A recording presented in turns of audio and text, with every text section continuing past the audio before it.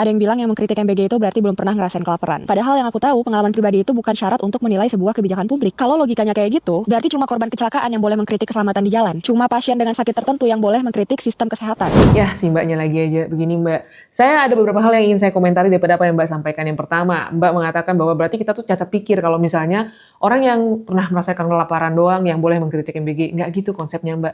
Kritik itu baik, kritik itu diperlukan, tapi harus paham konteksnya. Selama ini banyak banget orang-orang yang mungkin nggak pernah ngerasain kelaparan, kesusahan, itu sedikit-sedikit menyasar MBG, sedikit-sedikit menyasar MBG. Apapun ada permasalahan, masalahnya MBG. Ada orang kecelakaan, nyalahinnya MBG. Di situ yang sebenarnya kita kritisi nih.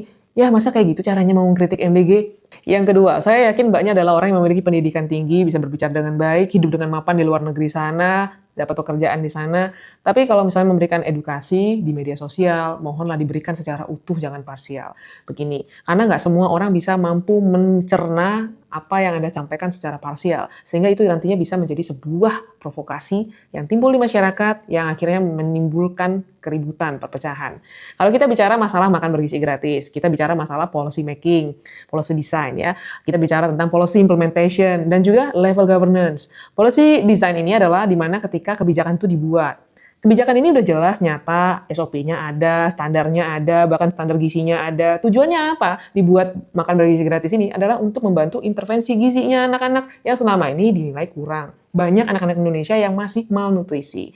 Yang kedua, kalau kita bicara tentang policy implementation. Nah, disinilah yang patutnya dikritik. Karena banyak implementasi daripada policy tadi, kebijakan tadi, yang tidak sesuai.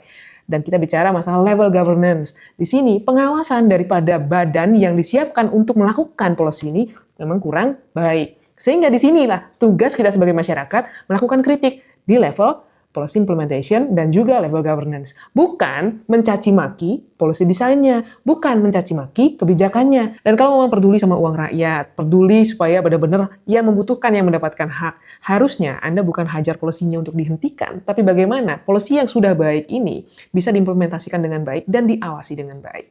Semoga itu aja sih Mbak, tapi kalau misalnya mau jualan program juga nggak apa-apa. Tidak ada yang bisa membuatkannya di sana dengan berbagai alasan, apalagi alasannya karena anggaran. Saya dan suami saya sangat bisa membuatkan sistem tersebut untuk rakyat. Dan mungkin dibeli nanti sama Pak Presiden supaya nantinya program Mbaknya bisa menjadi salah satu program secara AI atau apa gitu yang mengawasi program makan bergizi gratis.